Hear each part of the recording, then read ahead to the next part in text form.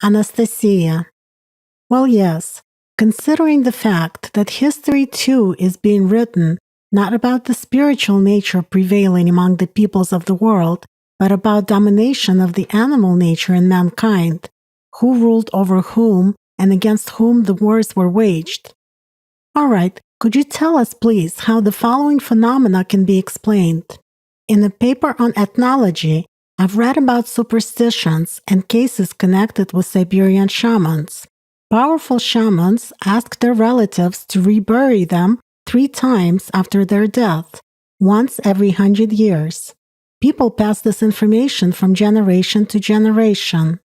If a burial didn't take place for some reason, then the shaman started to invisibly haunt the living generation of his descendants and threaten them with disasters.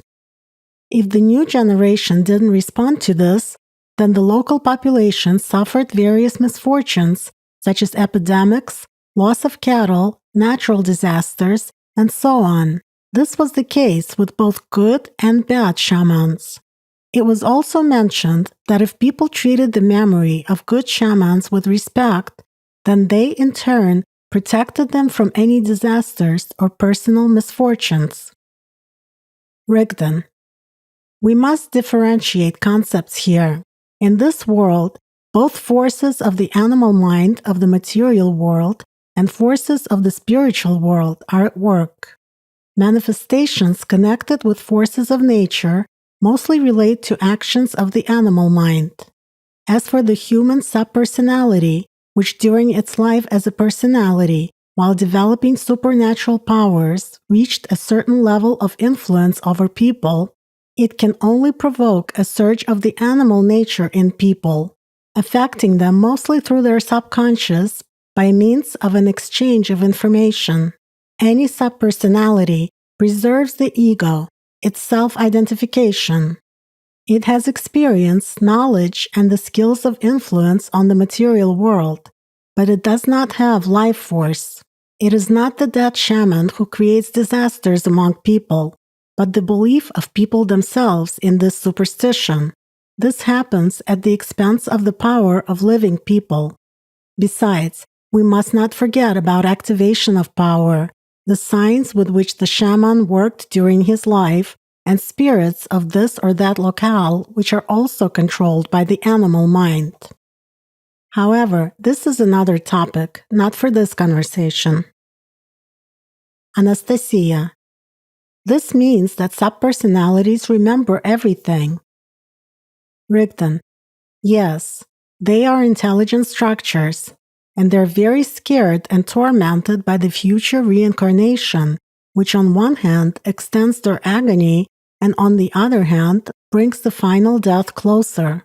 That is why it is very important for the living personality to do everything possible and impossible in life in order to unite with its soul. The objective of the animal nature during the personality's life is to divert the latter from the spiritual nature by any means, whether in thoughts, wishes, actions, or deeds. It matters not, so long as man covets the material, earthly, and mortal.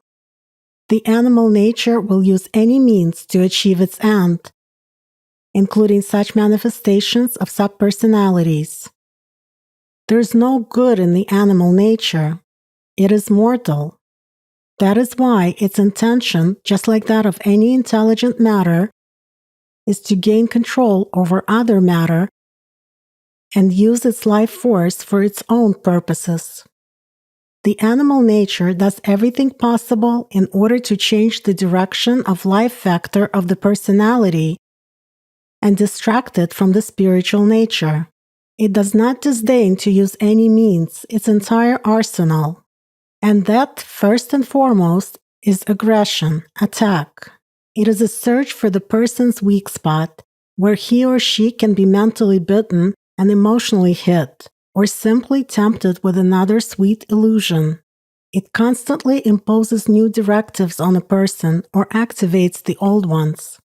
The animal nature is dead man's dictatorship. Anastasia. You have hit the nail on the head about dead man's dictatorship. As they say, the earth is a coffin for every dead man. Everything that a person desires in this material world is indeed transient and mortal. Rigdon. The clever tricks of the animal nature are varied. If a person does not understand himself, he has a hard time in this life, and still harder afterwards. And it's not about external conditions, but rather about human choice. Life passes very quickly, and the worst thing about human existence is not the death of the body. The worst thing is when a person has lived his life in an illusory oblivion of this world and understood nothing, when his personality has not evolved in the spiritual aspect. Then absolute inevitability comes for him. Here you suffer during your life, whereas there you will suffer for centuries and will have no chance to change anything, since there will no longer be an instrument for this, as opposed to the personality which is in the body. For the subpersonality, such a situation is equivalent to the plight of a hungry person who is standing and watching an abundance of different food behind the glass without being able to reach it. Food seems to be so close, but the glass prevents him from taking it. That is when questions start pouring from the subpersonality's egoism, such as, "Why me? I've been so good." Because you were choosing momentary pleasures, material things, instead of eternity. Because in your thoughts you secretly lusted for power over others, pleased your animal nature, and acted against your conscience. Because you were wasting each passing day, both in deeds and in thoughts, on your egocentrism. And such becauses are many in all the days of your short life, wherever you look. Anastasia. Yes, this is sad. Yet many people simply cannot imagine living differently other than worrying about matter. Although people themselves are not bad, and they suffer from one and the same fetters of the animal nature, they blame these sufferings on the stereotypical reasons and responses imposed upon the society. Everybody lives like that. These are the times we live in. Such is my fate. You cannot escape your fate, etc. That is, people behave passively when it comes to transforming themselves and their destiny, while others, on the contrary, are active but in the wrong direction. I've met people who by their nature have, it can be said, innate leadership qualities.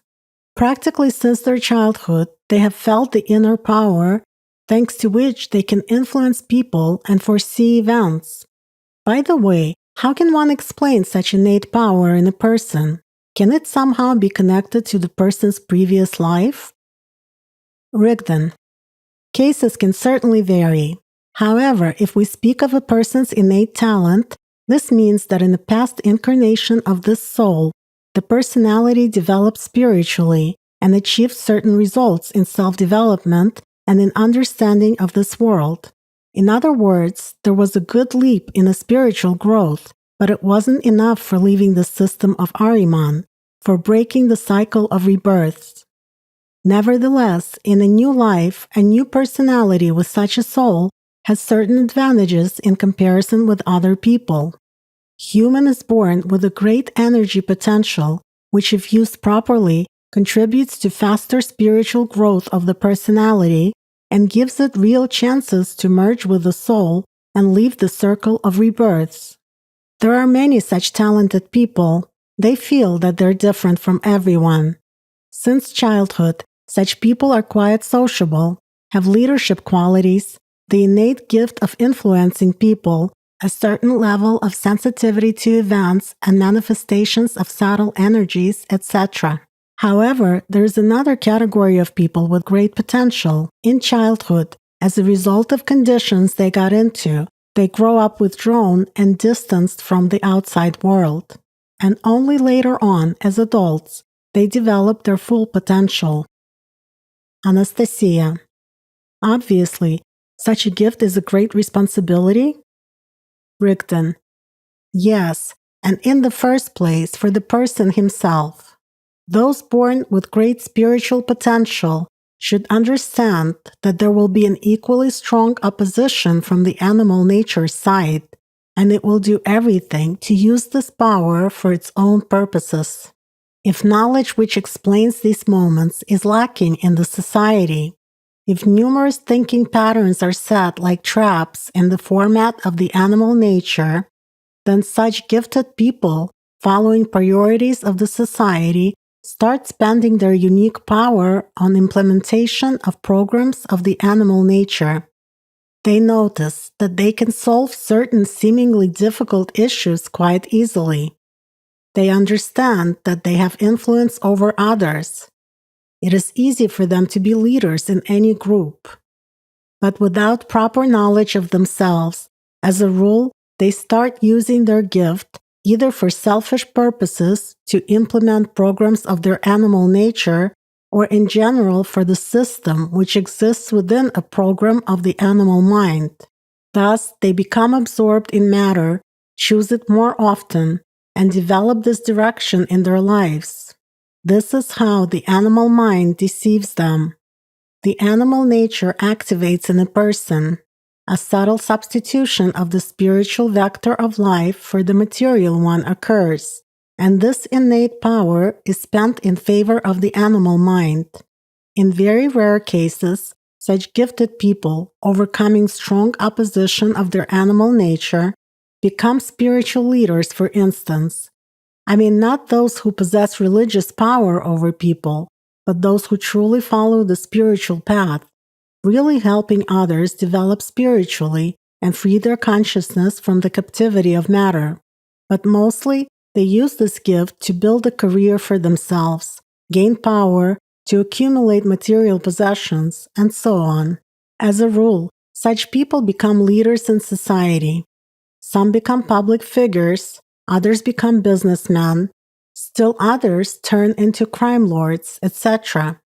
Sometimes they simply surprise the people around them who cannot understand how and why it happens this way in life, when a clearly intellectually weak person, in their opinion, one without higher education, builds a financial empire which has an enormous influence. In fact, this person simply has a great inner potential and a narrowed consciousness which is directed towards material priorities, because the animal nature constantly dominates in him. If such a person broadened his horizons and chose spiritual priorities in life, that is, if he radically changed his inner direction of movement from negative to positive, then he would be able to achieve much in his spiritual development. Consciously transforming himself for the better, for the spiritual, he has more than a realistic chance of achieving spiritual liberation and leaving the circle of reincarnations already in this lifetime. Although every living person, by the way, has such a chance. It is a personal choice, purposefulness, self-development, and his perseverance of spiritual goal that play the decisive role here. I emphasize that such changes are connected solely with the transformation of a person's inner world. If a person tries to change their external conditions without changing internally, that will not do any good.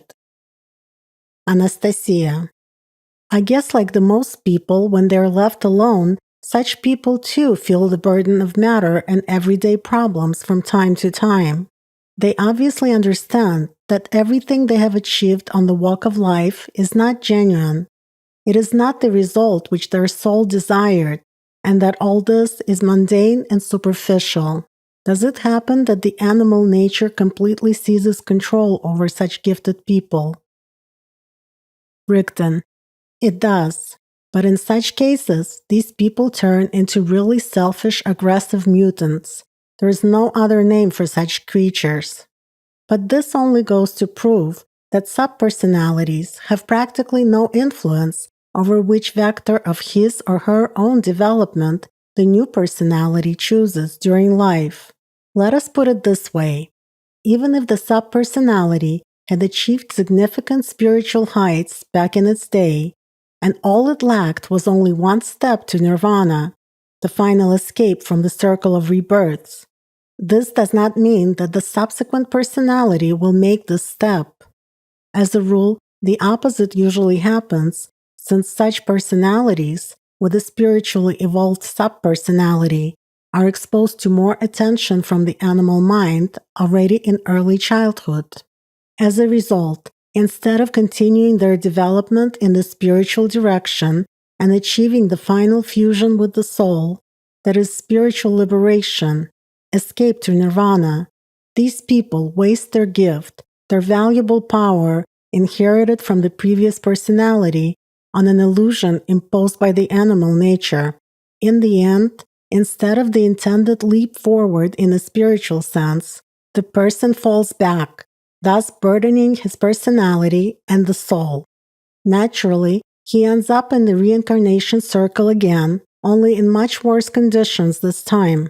And as a result, this personality will have to experience death, become a subpersonality, and then suffer in new bodies for a very long time because of his fatal mistake. Anastasia. So they spent this power not on a leap into eternity, but on ruling over their own kind in this mortal moment, which passes very quickly. Rigdon. Yes, it is foolish to give preference to mortal matter when just a footstep away from spiritual eternity. The body will die anyway, but what will you be left with? Intelligent material structure's fear of inevitable destruction is exactly the main reason due to which inner opposition to God and His world, coming from the animal nature, appears in a person. Such an opposition appears where the spiritual and the material worlds collide or intersect. This phenomenon is described in some religions as a battle between archangels and fallen angels. But in reality, these are mere associations. This does not mean that someone somewhere is waging a heavenly war for the human soul. All this is taking place here and now, inside every person, and the battlefield is his consciousness, thoughts, emotions, and desires. Their preponderance in favor of either the spiritual or the material means victory or defeat of the personality in the momentary battle for the soul, and eventually for the right to merge with it and transition to eternity. It is scary to lose a battle, but fatal to lose the war. Why does man fear God, by turn loving Him and then hating Him? Because everyone, due to repeated reincarnations of their soul, knows subconsciously that there is a spiritual world, there is God, and spiritual beings serving Him. The latter are called angels in legends among people, but they do not look the way people imagine them in the associative categories of religion. These are beings of another dimension, which is different from the three-dimensional world. After all, that reality cannot be described in words. Any attempt of such an interpretation of that world will be associatively linked to this world by human thinking, and so will distort reality. And if the subsequent transfer of this information is then carried out under the dominance of the animal nature, well, you yourself, having encountered it repeatedly, have seen what form these legends eventually take and how they're fleshed out with extra details. Let's take, for instance, the tales of God's judgment. In fact, everything is simple. Each time after death of the material body, a person, or rather the personality and the soul with subpersonalities, has a meeting with representatives of the spiritual world and gives, so to speak, an answer for the life lived, after which man's further destiny is decided. Hence, various legends among the peoples of the world about God's judgment, the afterlife fate of man, and so on. Yet how everything is twisted and how it gets dished up in those very religions and various beliefs. All this misunderstanding takes place also due to the fact that during its life, the personality has no access to the memory and experience of subpersonalities, and the person does not know the whole truth about himself. If the life of a human personality didn't start from scratch every time with memory of past lives blocked, there would be no conditions for making the choice. If people consciously remembered all the reincarnations of their soul and the unbearable suffering which their subpersonalities are still experiencing, I assure you that all people would have long ago become angels. But unfortunately, the memory of past lives is blocked. Each time a person has to plunge into this world again for the sake of independent, conscious, spiritual maturation of his personality. Still, what is good about such a clean slate of the new personality's consciousness? First of all, the fact that priorities are inscribed on it anew, which determine the dominant choice during the life of the new personality, regardless of previous merits of subpersonalities. That is, if the person drastically changes his life vector in favor of the spiritual nature, directs his dominant thoughts to the spiritual channel, and disciplines his consciousness, then he, the personality, will get a real chance to save himself and his soul in his life. After all, in such a case, he will start to qualitatively transform himself for the better and to live in the spiritual world.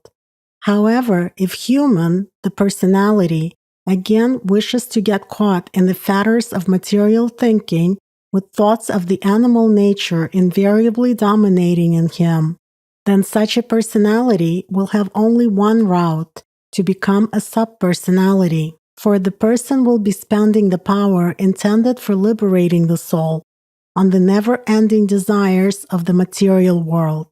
Do you understand the fundamental difference between the life of a person in whom the material dominates versus the one who is dominated by the spiritual? When the material dominates in consciousness, a person lives by the material world, only occasionally thinking about the soul. Sometimes he may even try doing spiritual practices. He usually regards the latter as one of his hobbies or as a means of helping to develop superpowers in order to strengthen his influence on people, and so on. At that, such a person naturally does not bother much to work on himself and tame his animal nature. But when the spiritual dominates, the personality in its new quality lives by the spiritual world, by its love for God, abiding in it constantly. In this state, the person looks at all the tricks of the animal nature with humor, knowing their nature and foreseeing its further attacks and subsequent actions. And they no longer burden the personality, for a person does not fall for them, because in his thoughts and feelings, he lives already by the spiritual world. As for the material world, he only comes in contact with it since he continues his existence in the physical body, doing good deeds. Anastasia. Yes, indeed. One who is in love is in God, and God is in him, for God is love. Rigdon. A truly holy human lives by this. Anastasia. The knowledge about subpersonalities is valuable, but in a person it may give rise to fear that he won't have enough time within this life to develop to a state of complete spiritual liberation of himself and his soul, and will therefore become a mortal subpersonality. Rigdon. Well, first of all, such fear can be caused only by egoism, that is, the animal nature. Secondly, you yourself have witnessed the person receive the knowledge, so to speak, from scratch, just like everyone else in the group. But he became so inspired by those seeds of the truth and desired to unite with the spiritual world so strongly that it took him only 2 years of responsible work on himself for the spiritual world to accept him. And this despite all the unfavorable living conditions he was in compared to the rest of the group. So where there is a will, there is a way. And thirdly, when love for God prevails in a person's life, any fear vanishes on the way to achieving the desired goal. I will give you a figurative example for understanding the essence of spiritual deeds. Imagine a person at war defending his motherland. He loves it so ardently and deeply that he is ready to fight for it with all his strength, stop at nothing for victory, and do everything possible and impossible for the sake of one goal, to liberate his motherland. He is ready to die for the love of motherland. He doesn't care what will happen to his body. The main thing for him is the feeling that he is experiencing, which leads him into battle and makes him fight triumphantly. And this feeling of love does not leave him even when he is taken prisoner by the enemy and knows that he is destined to die in agony, because he is filled with the feeling of true love for which he has lived and for which he will die. So everything depends on the person. If he is filled with true love for God, by which he lives every day, then there is no room for any doubt in him. He has only one goal: victory for the sake of liberating his soul. Anastasia. Yes, victory at any cost. Rigdon. So saving his soul is the main deed in the life of a human, his main goal, the meaning of his existence. The salvation of the soul is the real service to the spiritual world and not to the material one. Save yourself, and thousands around you will be saved. And there is nothing difficult here, as long as there is a wish. One should simply start with the basic, work on oneself. The human brain is like a computer. The output depends on what you put in. It will work in the direction of the goals you set and the programs you install in it. During life, its memory accumulates the experience of various associative sensations, perceptions, thoughts, feelings, and so on. These associations are mostly linked to impressions received from the surrounding world. Why is it very important for the modern person walking on the spiritual path to constantly broaden his horizons, read more, get acquainted with various information, and enrich his background knowledge in various fields? Because then a person will have more associations, an improved memory, and a comprehensive perception of the world. After all, the subconscious, out of which associations are drawn, is similar to a cupboard. What you once put in there is what you will later find. The material structure of the brain holds images, holograms, which it received during the lived life. For example, when a person receives new information through eyesight or hearing, an excitation of neurons takes place in a certain area of the brain. The brain processes the information, and if we use the categories already known to you, an excitation of certain information building blocks occurs. The brain detects what it is based on the previous knowledge and experience. This encompasses everything: sound, sensations, knowledge, and so on. Figuratively speaking, the brain operates as a search engine in the computer. For instance, if you type in the word kindness, it will return all the files with information containing this word. In general, the brain searches for what is similar to the associations that are in the contents of the cupboard of our subconscious. At the same time, it also stores new information with its characteristics, replenishing its cupboard with it. If a person is too lazy to improve his knowledge and develop analytical skills, limiting himself only to what mass media presents to him ready-made, he becomes an ideal object to be controlled by priests and politicians through his own consciousness. Because of his own laziness, the person consciously narrows his horizon of knowledge. And when one's brain is barren of associations, the majority of which are often looped on material priorities, such a person becomes spiritually weak. It is easier to control and deceive him and instill certain mindsets in him. Actually, that is why priests and politicians seek to bring a person to the state of narrowed consciousness. In such a state, he is convenient for their control. Furthermore, it is enough to put certain associations and role models into his consciousness, and the person becomes an obedient puppet in their hands. Anastasia. That's right. If you demonstrate to a person how bad everything is, He will replay bad things in his thoughts, inadvertently focusing his attention on them. He will revive and actualize negative situations, recalling the relevant associations. After all, like attracts like.